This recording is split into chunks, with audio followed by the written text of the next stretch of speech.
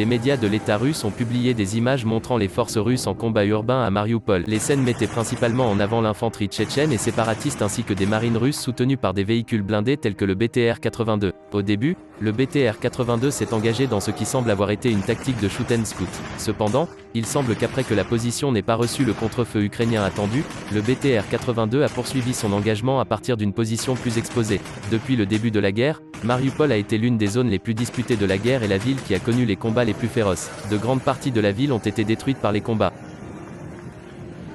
Les médias disent que la ville est sur le point de tomber aux mains des Russes.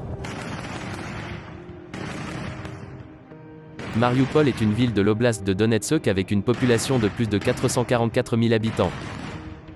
Il semble que la forte poussée de la Russie pour la ville soit liée à un changement récemment annoncé dans la stratégie de la Russie qui vise maintenant à se concentrer sur la capture de l'Est de l'Ukraine. Du côté ukrainien, la plupart des images de la bataille de Mariupol ont été diffusées par le bataillon Azov tandis que les Russes ont principalement diffusé des vidéos via des combattants tchétchènes et des milices DPR sur les réseaux sociaux. Les combattants tchétchènes ont rapidement gagné le nom de bataillon TikTok par les observateurs en raison de la grande quantité de vidéos qu'ils ont diffusées via la plateforme. Une autre vidéo de Mariupol publiée par la même source montre un autre engagement de BTR-82 à Mariupol, et ensuite une femme âgée quittant la zone.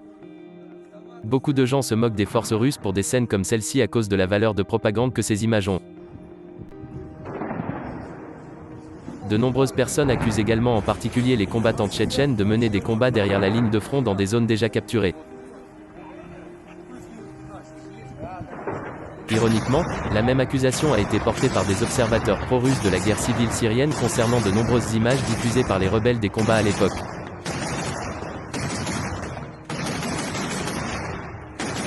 Malgré toutes les accusations et les revendications de chaque côté, les images montrent clairement la dévastation que tous les bombardements et les combats ont causé à la ville.